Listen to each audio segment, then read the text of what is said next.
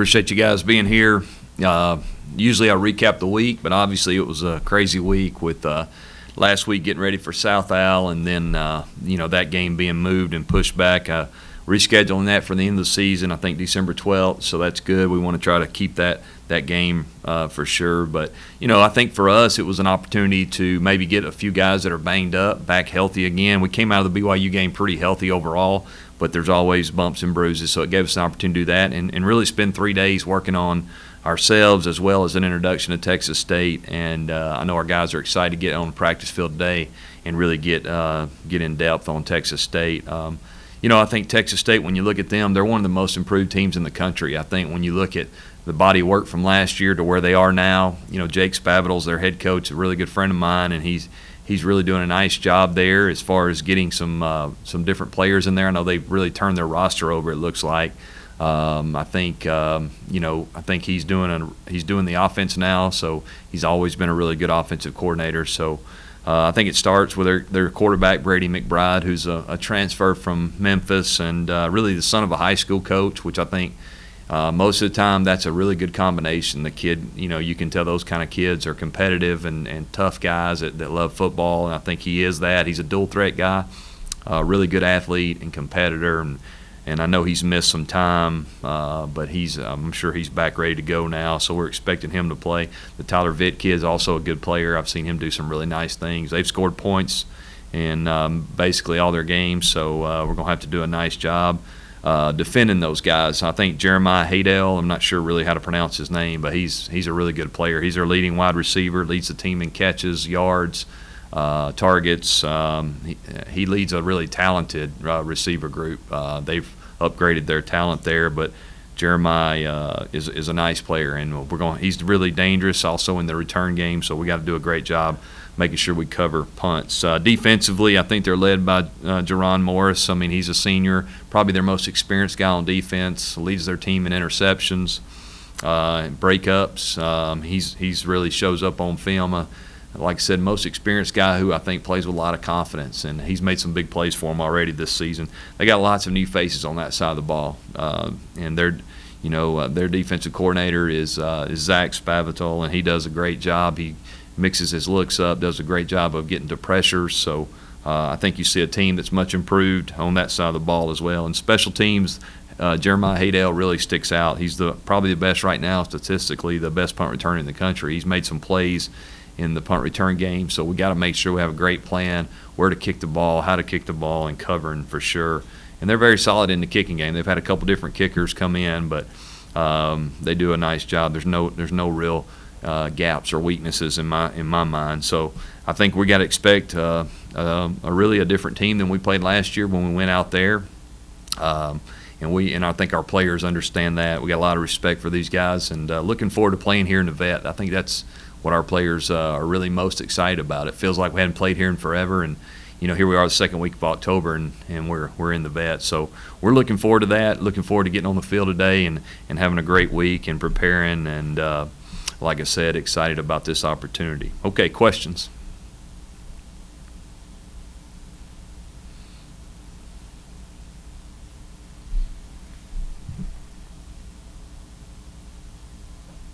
Chip, how did you utilize the extra time?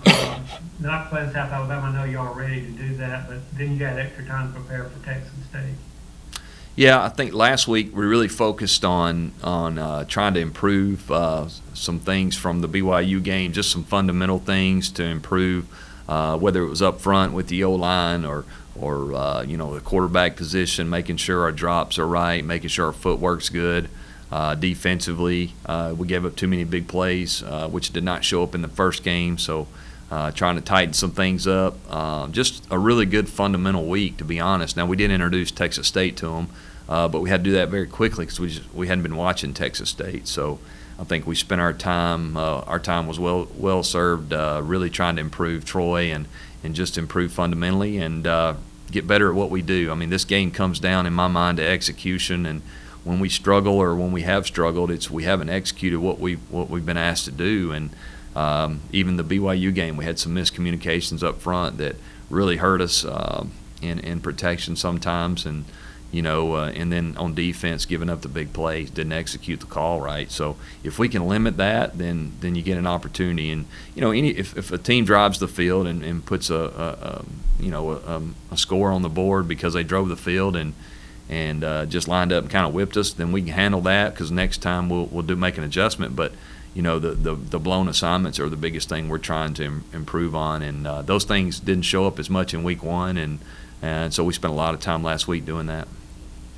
Are y'all still in good shape health-wise? Yes, we are actually. We're in really good shape. I think we'll be close to full strength on Saturday, and that's good this time of year. We've only played twice, so some teams have played 4, and this will be their 5th time. But then we got other teams around the country hadn't played any yet, so we're fortunate to have played what we have, and it's going to be a grind though. We're looking at 10 straight weeks, I guess, of games now, which really we had 12 straight 2 weeks ago until we had the delay of South game. So we're going to need everybody before it's all said and done, for sure.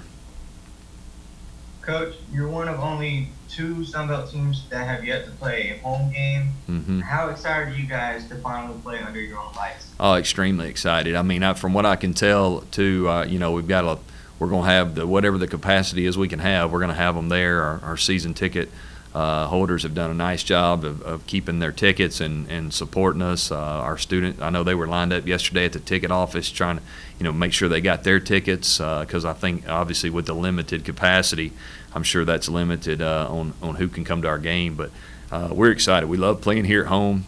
There's nothing like the Vet. We have the best atmosphere in our conference without a doubt, and I know that those guys that will be there Saturday will be loud, and our players will feed off that.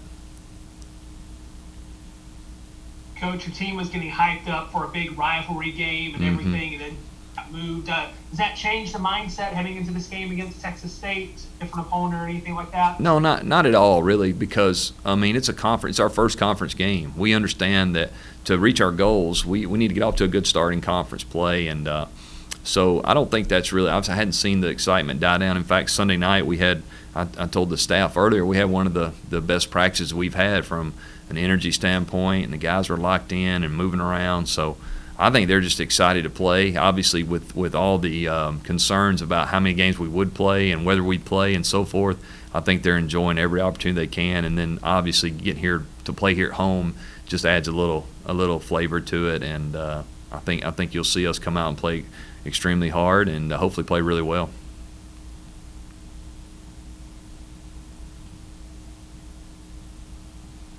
Coach, you've had a small sample size with 2 games with Gunner, his first 2 starts. Just how would you grade those 2 starts, and what do you want to see from him moving forward? Yeah, I think, obviously coming out of the middle game, I thought he did a lot of really good things for a first start against a defense that gave us a lot of different looks, held the ball a little bit, and he improved on that from week 1 to 2.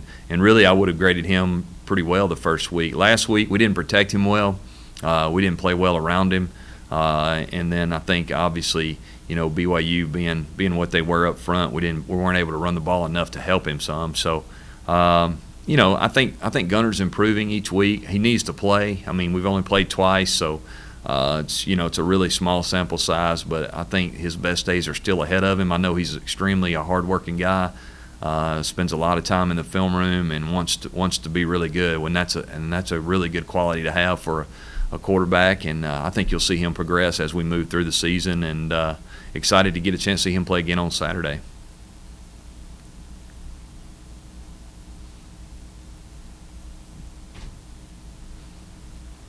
I know you talked about playing at home and everything, and finally getting this game at the Vet. Just what is the excitement level within this program to finally step out into that field? It's been a while since you guys have been out there. Yeah, it has. We practice in there at least once a week, sometimes more depending on the rain. So I just think it brings a whole new energy. It seems like when we go into the stadium to practice, the guys, we move around a little better and have a little more pep in our step, so to speak. But I think the big thing is getting in front of our fans. We understand that it's unlike any other year we've had, but I think the opportunity to get in front of our fans and play here at home without the travel, without all the things that go along with it, I think that's what's exciting for our players. Again, I really believe we have the best atmosphere in our league, and our fans prove that each and every week. And I think you'll see our guys feed off that excitement of being here at the Vet. It's a special place, and I know we're looking forward to it.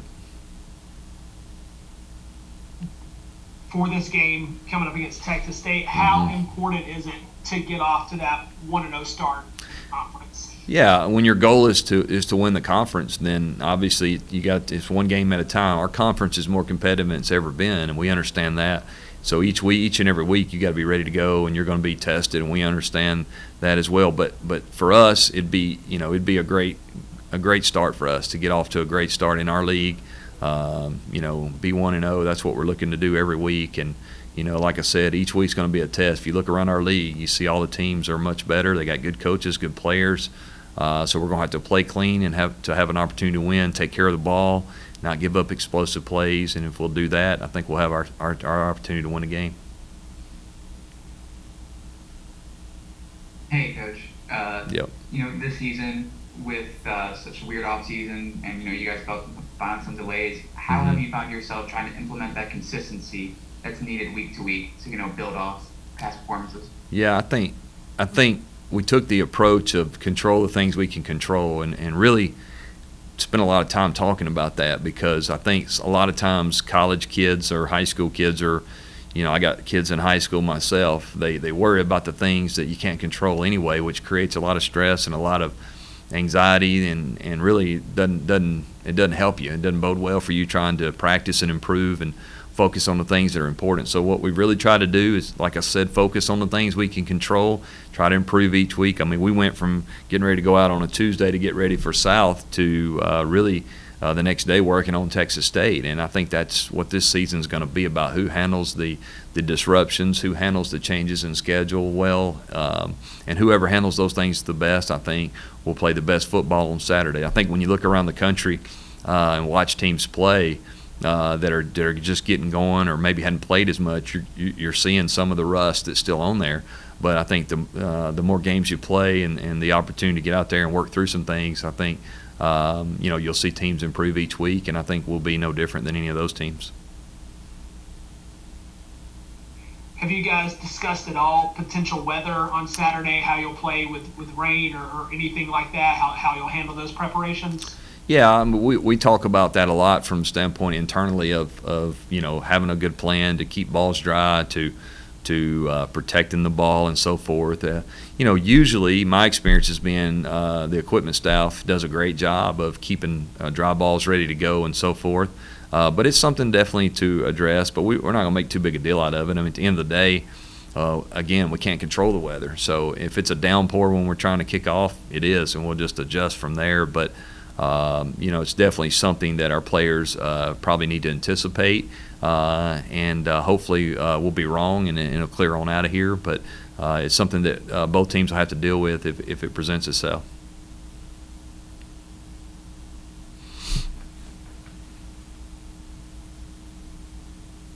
Coach, do you really the kickoff time has seemed to jump back and forth? Obviously, it's not something like 11 a.m. to 7 p.m. or something drastic. Right. Does that bother y'all much, or how much does that really affect when you find out, days earlier that the kickoff time is going to be different? Yeah, not really. No, doesn't affect us. We played at what did we play at BYU? 8:15 at night or something like that. Their time 9:15 here. We played 3 o'clock game in the afternoon. So, not really, to be honest with you. I don't think our players really even sometimes know what time we play until we tell them. So, I think for us, again, that's something we can't control. TV controls a lot of that, so it is what it is. Will, you guys went from preparing for a rivalry game to sitting at home. Can you talk about that whole transition and having to kind of change up the practice plans and the game plans and move on to the next week? Firstly, this is our second time having to do that, so we've already had to dealt with that in the past before. So we just listen to whatever Coach Lindsey says. He's the man with the plan. He knows how much to push us, how much to let us relax our legs, relax our bodies, and get ready for the next game.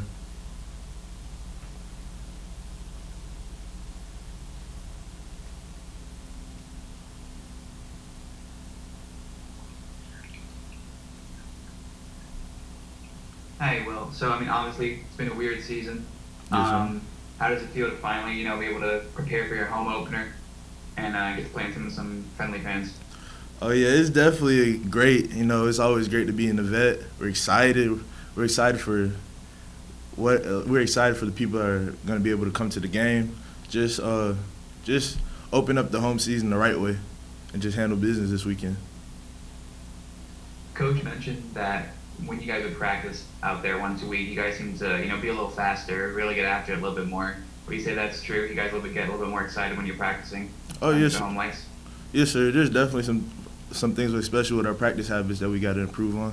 And this week, those are some things we're definitely going to harp upon and get better at. Yeah, Will, what lessons did you guys learn from the BYU game up there in Provo? The main lesson is just really just do your job. We play a lot of good teams, a lot of good complex offenses, so we can't just go out there trying to do other people's jobs. Just lock in and do what you can do, and just handle your job, and trust the 10 guys around you to handle their jobs. When you went back and looked at the BYU film, what did you really learn about the defense? Was it more of a case of BYU just being really that good up front, or what did you take away from that? What did y'all work on once y'all got back? I think the first thing we looked at obviously was, just the big plays. A lot of those were that quarterback's a really good player, and he put a lot of balls in a position to where those guys could catch it. And I think he's a really good player. But at the same time, we're going to continue to see those same types of formations in place throughout the year. So we sit down and go back through obviously all those big plays and just see what we can learn about our alignments and our techniques, and just try to improve in those areas. I thought our game plan against the run was really good. They threw the ball a lot more than I expected, and hats off to them. So I thought they did a great job. I know even in a game like that, there's some bright spots. Who were some of the players that maybe caught your eye that night? Well, Jade Mcdonald had come in for a linebacker and played really hard and was able to make some tackles in space. We got a little banged up there for a minute, and I thought he did a really good job. I thought overall as a group, I thought everybody played hard, all the way through the game. And every time we went out there, I think they were still trying to compete. And I thought overall the effort was there. We just, we got to win one or two, of those 50-50 balls or those big plays, and we got to eliminate, the one slant and go. But other than that, I thought that there was times where as a group they played really well. Yeah, Coach, noticed you coaching on the sideline more this year instead of being in the press box. Kind of what went behind that, and what's been the biggest difference in coaching on the sideline? Well, when you're in the press box, obviously it's a lot less emotional, and you can write things down and make adjustments. But the good thing about being on the sidelines is that obviously you can really feel the energy of your defense, and what you need to obviously instill in them from a confidence standpoint, or also making corrections, with my guys, especially at safety. Sometimes that's tough to get communicated the way you want. And obviously when you're on the field, you can draw it up or talk about it exactly the way you think it should be done. Hey, Coach. Texas State has yet to have both of their quarterbacks healthy for one game. Obviously, these two quarterbacks are very different quarterbacks. How do you prepare for that? Which one do you prepare for? I think regardless of who's in the game, I think that their scheme stays the same. I just think at the end of the day, each is unique. I think both quarterbacks have played well this year. We faced the Vitt kid last year, and man, they've really improved. They've improved their personnel. From running back to receiver to offensive line, and and then obviously the McBride kid adds a new dynamic as far as a guy that likes to run the football, and if he doesn't like what he sees, he'll pull it down and take off and try to get a first down. But we've really focused on the scheme overall, and we've made a conscious effort, particularly who's in the game, as far as just being aware of one guy maybe trying to extend plays with his legs versus the other one trying to sit more in the pocket and make those long throws. BJ, what's this offense saying? After the BYU game, think you're going to play South Alabama, have another week to wait. I mean, how much of an itch do you guys have to get on this field and correct the mistakes that you guys may have made against BYU and show what this offense can do? Yes, sir. You said it. Then we ready to get back out on the field and compete. Because we understood that we didn't have a good performance against BYU. We felt like we kind of dropped the ball, and we felt like we got to make more plays. We know we got to make more plays, and you as good as your last performance, and as you all saw, our last performance wasn't that good as an offense. So we just really been hitting the ground running, working on fundamentals and stuff like that, and getting back used to what we do, playing fast and being physical. And so we're just ready, take it one day at a time and prepare for Saturday.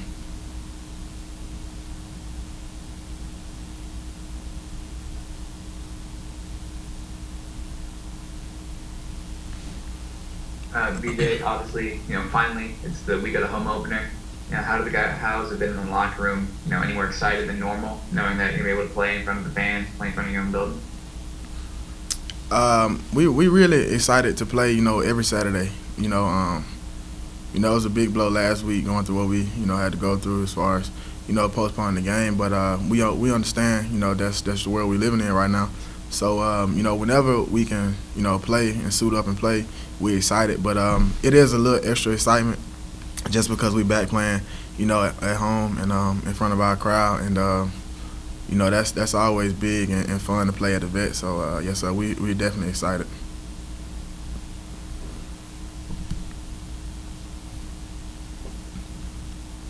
BJ, I asked Khalil the same thing, but Gunner and his performance, and Khalil said how much he's put on his shoulders after the performance against BYU, and how hard he practiced since that game. Or what are you seeing from Gunner as he continues to take over this team?